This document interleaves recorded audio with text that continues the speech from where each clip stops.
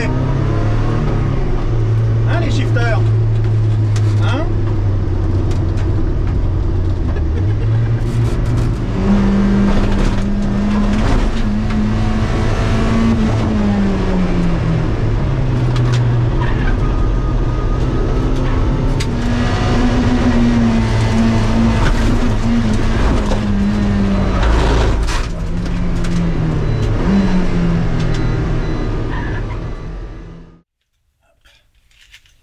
Petite intro devant la porte de carrelage qui me permet en plus d'essayer un petit peu de nouveau matériel.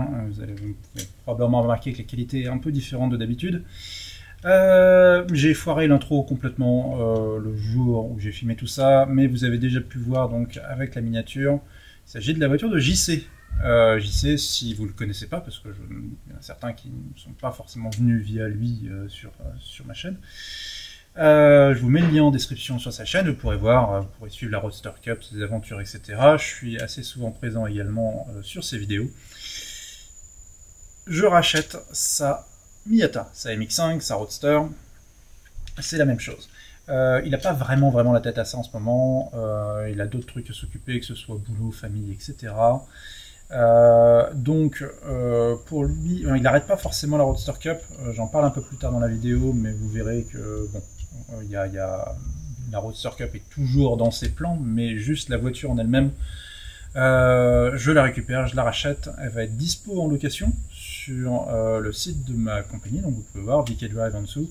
Si vous venez au Japon et que vous voulez la louer pour un petit peu de circuit, elle va être dispo via donc mon site. Vous n'avez qu'à me contacter et on peut organiser une journée circuit ou une journée course. Mais donc voilà, j'avais complètement foiré l'intro en live, donc du coup je fais une petite intro ici. Sur ce, bonne vidéo.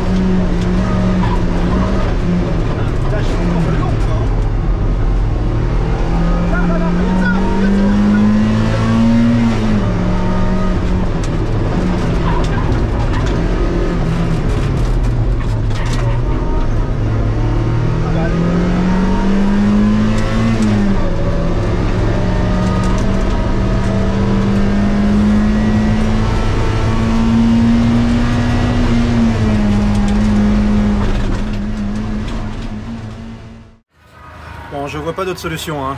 JC l'a fait exprès. C'est pas possible autrement. C'est trop grillé, c'est pas possible. Hein? Ou alors c'est moi qui ai vraiment pas de bol, au choix. Bon, comme vous pouvez voir, il fait vraiment chaud. C'est une horreur absolue d'ailleurs. Mais, donc j'ai fait deux sessions avec la Miyata de JC. Ouais. Alors il y a des trucs que j'aime pas, juste pour être clair. Ces freins, je les trouve moins accrocheurs que les miens. Cela dit, il a aussi une version normale de la NB. Moi j'ai une version RS qui a des freins un peu plus gros. Donc après je sais pas si c'est une différence de pad ou quoi que ce soit, mais bon, ça peut jouer. Ensuite, parmi les trucs que j'aime pas, je trouve que son siège est mal installé. Il a encore quelques centimètres à gagner et il les utilise pas. Je trouve que c'est un peu con. Il a un truc fixe, donc on peut pas le régler. Enfin, faut tout démonter pour le régler. C'est un peu casse-couille, on va dire. Donc ça, je pense que ça va dégager. Quoi d'autre? Ouais, c'est à peu près tout. Hein. Elle manque un peu de coupe. Je trouve un peu de reprise à basse vitesse. C'est vraiment le seul défaut que je peux lui donner par rapport à la mienne. Niveau puissance à haute vitesse, c'est à peu près la même chose. Tout est globalement assez similaire. Là où il y a de la grosse... Oh, arigato! Ah, watashi no! Sumimasen.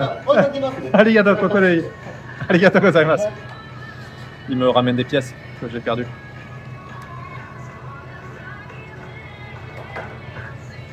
Garde-boue. Il a volé. Il a pas tenu. J'essaie juste de préciser quand même, ta bagnole ne tient pas. C'est moi en fait. C'est ta bagnole, elle est solide. C'est juste qu'il n'y en a aucune qui me résiste en fait, c'est ça. Le shifter et ça, on est bien. Mais bref. Donc ouais, alors c'est la grosse différence, c'est les suspensions. Il a des suspensions qui sont... et peut-être un réglage de différentiel aussi. Mais son accroche en sortie de virage, alors que là, les pneus sont déjà en PLS. Hein, ils sont vraiment complètement morts. Ils sont à la ramasse. Et pourtant, ça va. Ça va. On est à... pied au plancher dans plein d'endroits. Là où normalement ça ne bouge pas d'un pouce, là où normalement ça part dans tous les sens, où je dois vraiment être toujours à la limite. Là on a un truc qui est juste posé, quoi. Pied au plancher, on pointe là où on veut aller, ça y va, et voilà. Je suis pas habitué à ça. J'ai des bagnoles qui se débattent un peu plus, on va dire. Alors maintenant, la question que je me pose, c'est... Je pense que la grosse différence sur sa caisse, c'est les suspensions et le réglage de suspension. C'est la différence principale entre nos bagnoles. Je pense pas qu'il y ait vraiment d'autres trucs qui jouent particulièrement sur les différences de vitesse. Je pense que la mienne reste un poil plus rapide. Peut-être un poil plus de potentiel. Juste parce qu'elle est très dure à envoyer, à maîtriser, enfin voilà, tout est plus compliqué, mais je pense qu'il y a moyen de moyenner un peu plus en réglant un peu les suspensions. Donc voilà, bon, je vais repartir pour encore une dernière session, après on va aller faire un tour juste à côté, à Motorland, pour aller essayer sur Motorland, après avoir mangé bien sûr.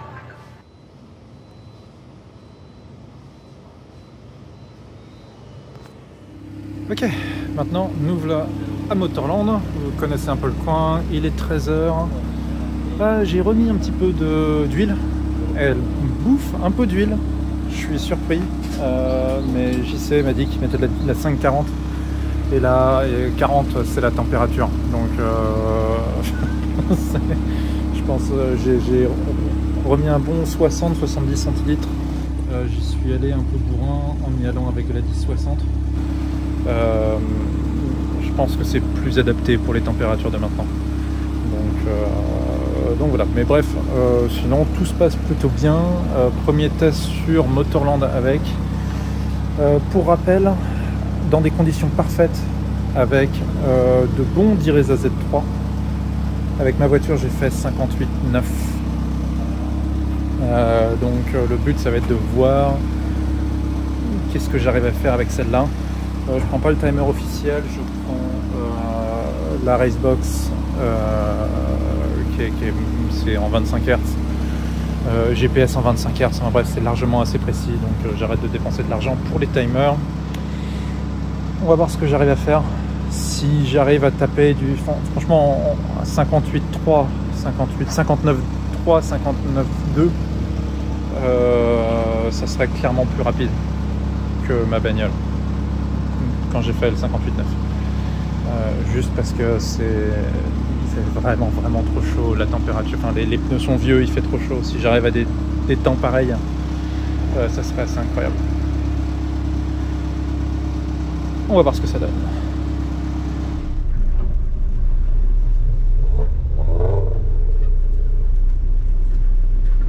Ok, bon, on est parti.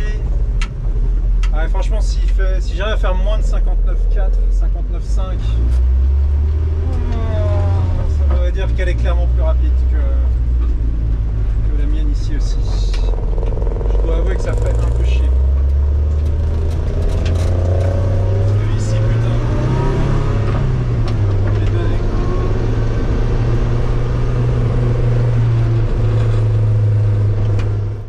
Et il n'y aura pas de tour filmé avec la GoPro. Il fait environ 45 degrés, peut-être 45-50 degrés même dans la voiture. La GoPro est en PLS complet. Donc juste pour vous faire un petit résumé, non. La Miata JC n'est pas plus rapide que la mienne sur Motorland. Je l'ai trouvée même un peu lente, probablement due aux reprises. Elle a un petit peu de mal avec les reprises, comme je disais, par rapport à la mienne. Donc bas dans les tours, des virages assez serrés, très techniques, un peu plus de mal que la mienne. Aussi, je l'explique plus tard, mais c'est une voiture qui n'aime pas vraiment jouer, et sur un circuit comme Motorland, c'est pas forcément avantageux. Donc voilà, j'ai réussi à faire 50,03 secondes, ce qui est quand même 1 seconde 10, 1 seconde 15 plus lent que mon meilleur temps avec la mienne. Ok, bon, je suis à 2 doigts de l'installation, donc je vous ferai un petit compte rendu quand j'aurai refroidi un petit peu une fois à la maison. Ça va être mieux. Voilà, maintenant il pleut des trompes d'eau. C'est vraiment n'importe quoi ce pays. Putain.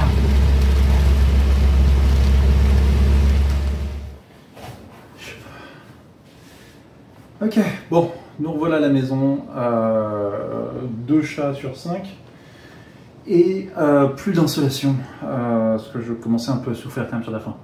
Donc, faire une petite conclusion un petit peu de cette vidéo. Donc déjà, la Miata de JC, il me la revend à un bon prix.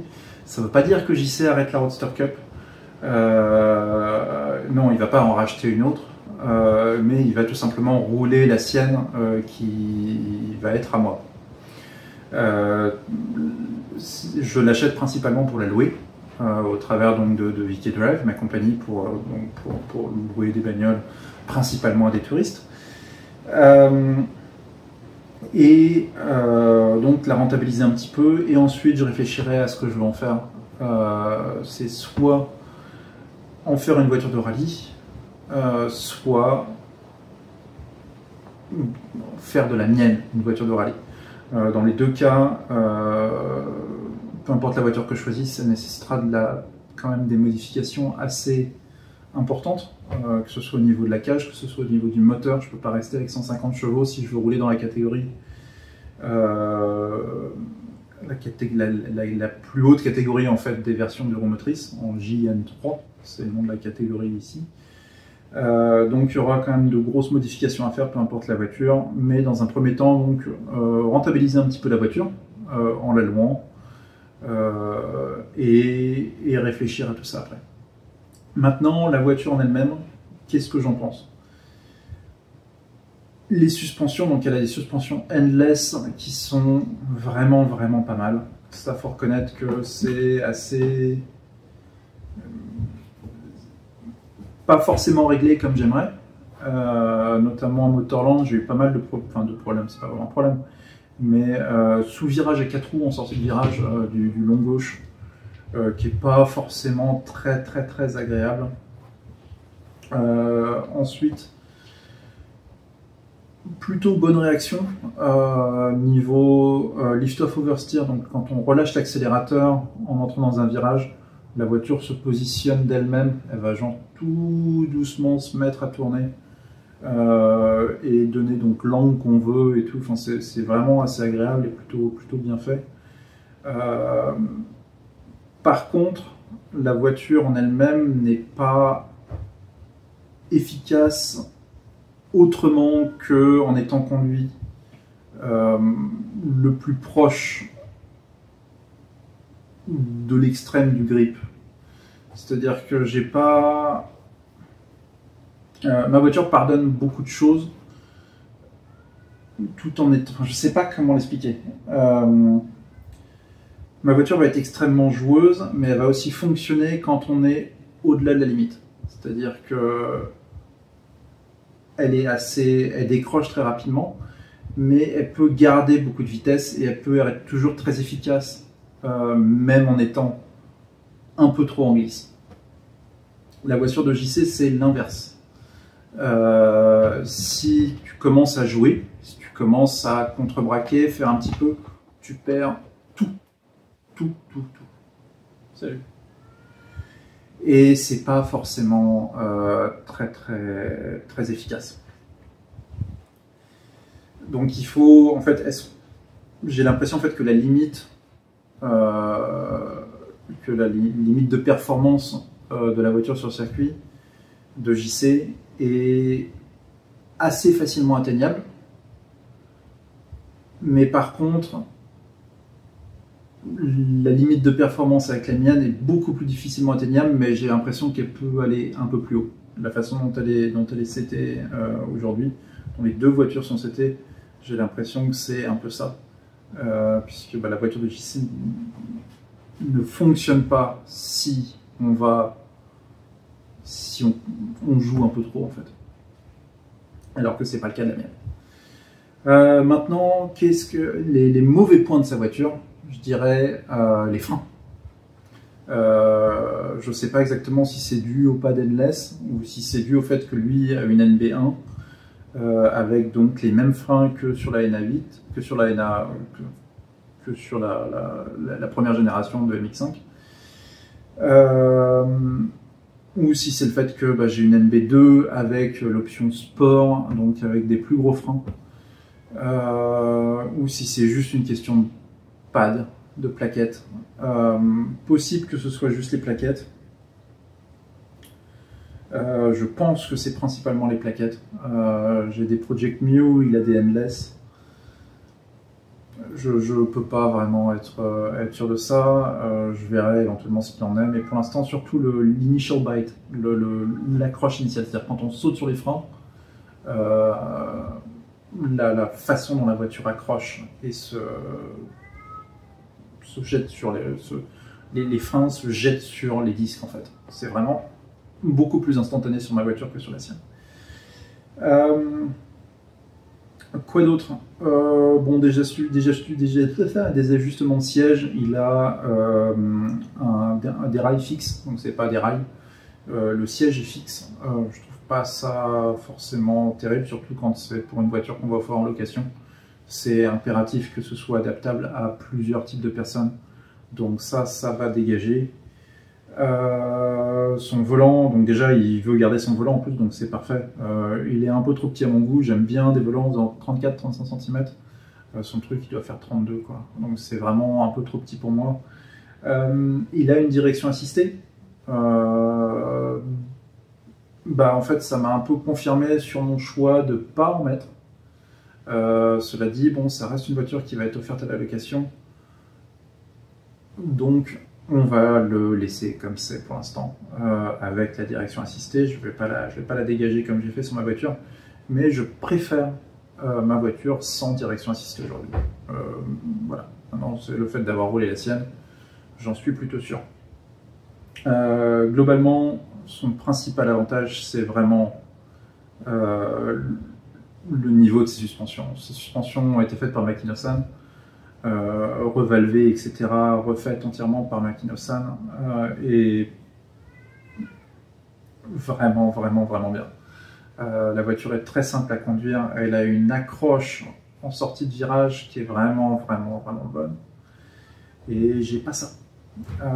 Aussi, autre chose, j'ai l'impression que le camber qu'il a à l'arrière, qui est beaucoup plus important que chez moi, parce que moi je suis limité en fait, puisque ma voiture n'a pas été modifiée à l'arrière pour avoir un peu plus d'angle de carrossage.